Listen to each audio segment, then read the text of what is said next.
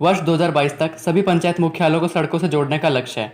मुख्यमंत्री जयराम ठाकुर ने कहा कि सरकार डॉक्टर वाई एस परमार के सपनों को साकार करेगी। डॉक्टर परमार जानते थे कि सड़कें इस पहाड़ी राज्य के विकास की भाग्य रेखा हैं, इसलिए उन्होंने सड़कों के निर्माण पर विशेष बल दिया। मुख्यमंत्री ने कहा कि वर्ष 2022 तक प्रदेश के सभी पंचायत मुख्यालयों को सड़क से जोड़ा जाएगा। सरकार ने हिमाचल का 50वां राजस्व दिवस धूमधाम से मनाने का निर्णय लिया था, लेकिन कोरोना महामारी के मद्देनज़र यह संभव नहीं हो पाया। हिमाचल की मुस्कान बनी आईएएस अफसर, पहले ही प्रयास में हासिल की सफलता। हिमाचल प्रदेश के सोलन जिले से मुस्कान जिंदल ने पहले ही प्रयास में आईएएस की परीक्षा पास कर प्रदेश का नाम रोशन किया है। यूपीएससी की परीक्षा में मुस्कान जिंदल ने 87वां रैंक हासिल किया है। 22 वर्षीय मुस्कान जिंदल सोलन जिले के बद्दी की रहने वाली हैं। मुस्कान ने कड़ी मेहनत से ये मुकाम हासिल किया है। उनकी सफलता से परिजनों में खुशी का माहौल है। मुस्कान जिंदल को फ़ोन और घर पर बधाइयाँ देने वालों का तांता लगा हुआ है। तकनीशियन पॉजिटिव, नैरचौक कोविड अस्पताल की लैब 48 घंटे के लिए बंद। कोविड अस्पताल नैरचौक में कोरोना सैंपल की जांच करने वाली लैब 48 घंटों के लिए बंद कर दी गई है। लैब तकनीशियन के कोरोना संक्रमण की चपेट में आने के बाद एहतियातन यह कदम उठाया गया है। पूरा स्टाफ आइसोलेट कर दिया गया है। सभी का कोविड सैंपल लिया जाएगा। इस लैब में मंडी समेत कुल्लू और लाहौल स्पीति जिले में कोरोना सैंपल जाँच किए जाते हैं। स्वास्थ्य विभाग के प्रपोजल के अनुसार जिला मंडी के सैंपल अब हमीरपुर और पालमपुर भेजे जाएंगे। बिलासपुर में 14, कांगड़ा में 10 कोरोना पॉजिटिव, प्रदेश भर में 34 संक्रमित। हिमाचल प्रदेश में मंगलवार को 34 कोरोना पॉजिटिव मामले आए हैं। बिलासपुर में 14, कांगड़ा में 10, शिमला में 4, चंबा में 2, सिरमौर में 2 और कुल्लू में 2 मामले आए हैं। बिलासपुर में एम्स कोठीपुरा के निर्माण कार्य के लिए बाहर राज्यों से आए 14 मजदूर कोरोना पॉजिटिव पाए गए हैं। सिरमौर में कोरोना संक्रमण का एक मामला कालाआम, जबकि दूसरा नाहन शहर के पूर्बिया मोहल्ले का है। कुल्लू में 32 वर्षीय व्यक्ति और 30 वर्षीय महिला की कोरोना रिपोर्ट पॉजिटिव आई है। संक्रमित महिला मणिकर्ण पंचायत और व्यक्ति सैंज का रहने वाला है। चंबा में 2 लोगों की कोरोना रिपोर्ट पॉजिटिव आई है। लाहौल में 34 वर्षीय व्यक्ति और बोर छतराड़ी में 13 वर्षीय लड़का कोरोना पॉजिटिव पाया गया है। शिमला के जुब्बल तहसील के झाल्टा गांव में चंडीगढ़ से आए दंपति की कोरोना रिपोर्ट पॉजिटिव आई है, जबकि कोटखाई में जम्मू से आए 2 मजदूर कोरोना पॉजिटिव निकले हैं। क्षेत्रीय अस्पताल ऊना में इलाज करवा चुका एक युवक सोमवार को कोरोना पॉजिटिव पाया गया था। इसके बाद अस्पताल के डायलिसिस सेंटर को सील कर दिया गया है। कोरोना काल में बागवानों को मिल रहे सेब के बढ़िया दाम। कोरोना काल में भी बागवानों को सेब के बढ़िया दाम मिल रहे हैं। सेब सीजन के दौरान प्रतिरोधक क्षमता बढ़ाने के लिए उम्दा वैरायटी के सेब की मार्केट में खूब डिमांड है।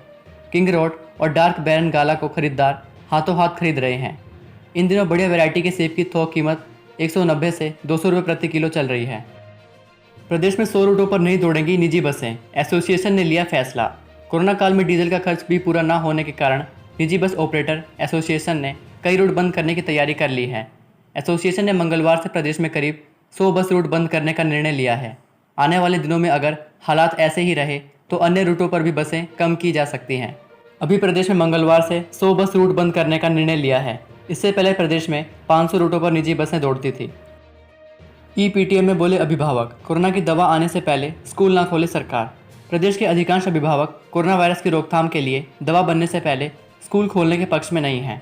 अभिभावक छोटे बच्चों की सुरक्षा को लेकर अधिक चिंतित हैं।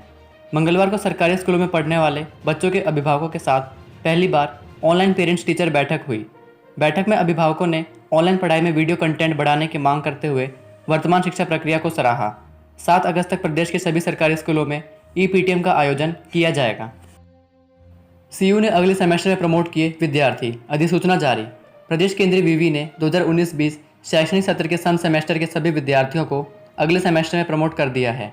केंद्रीय विवि ने इसकी अधिसूचना जारी कर दी है।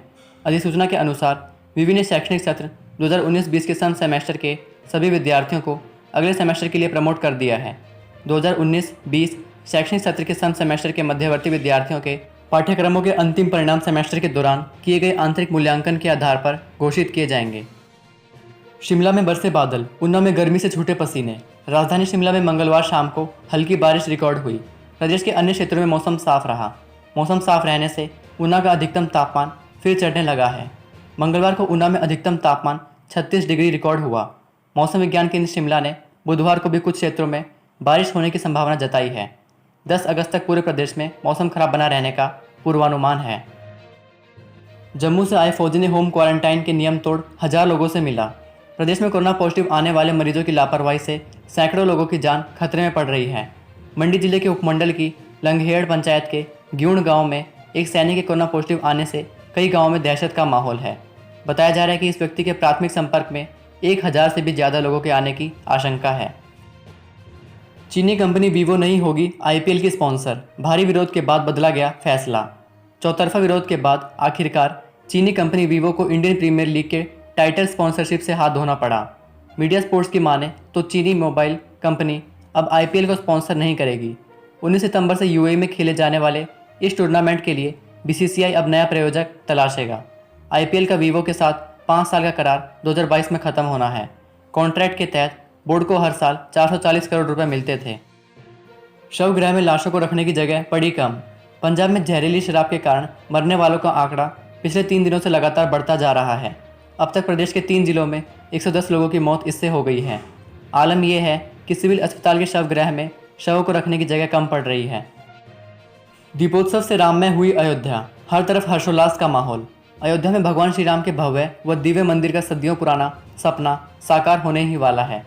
बुधवार को प्रधानमंत्री नरेंद्र मोदी अयोध्या में राम मंदिर के लिए भूमि पूजन व शिलान्यास करेंगे। इसके लिए सारी तैयारियां पूरी कर ली गई हैं। नगर में गणमान्य व्यक्तियों के पहुंचने का सिलसिला शुरू हो गया है। मंगलवार को आरएसएस प्रमुख मोहन भागवत व योग गुरु बाबा रामदेव अयोध्या पहुंच चुके हैं। आज भूमि पूजन के दिन अयोध्या, मथुरा, काशी व दिल्ली के आचार्य पूजन करवाएंगे। भूमि पूजन से पहले जारी हुई प्रस्तावित मंदिर की भव्य तस्वीरें। अयोध्या में भव्य श्री राम मंदिर निर्माण के लिए भूमि पूजन का कार्यक्रम आज आयोजित किया जाएगा। प्रधानमंत्री नरेंद्र मोदी इसकी आधारशिला रखेंगे। सोमवार से ही इसकी तैयारियां शुरू हो गई हैं और मंगलवार से अयोध्या में मेहमानों का तांता भी लगना शुरू हो गया है।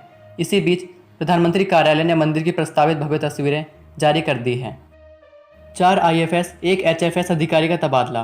प्रदेश सरकार ने 4 आईएफएस और 1 एचएफएस अधिकारी का तबादला किया है। डीसीएफ नाहन टी वेंकटेशन को निदेशक एफटीआई चायल लगाया गया है, जबकि डीसीएफ चौपाल सौरभ को डीसीएफ नाहन और डीसीएफ डलहौजी अवनी भूषण राय को डीसीएफ चौपाल लगाया गया है। मंडी के एपीसीसीएफ मुख्यालय में डीसीएफ रहे एनपी भरोत को डीसीएफ डलहौजी और एफडीए सुंदरनगर में संयुक्त निदेशक रहे समन लाल जोशी को एपीसीसी ऑफिस मंडी हेडक्वार्टर में डीएफओ हेडक्वार्टर के पद पर नियुक्ति दी गई है। इम्यूनिटी बूस्टर सीबकथॉर्न के लिए चीन का विकल्प बनेगा हिमाचल। वास्तविक नियंत्रण रेखा पर तनाव के बीच चीन से 2300 टन सीबकथॉर्न का आयात बंद हो गया है। इससे देश में 120 वस्तुओं के उत्पादन पर संकट खड़ा हो गया है।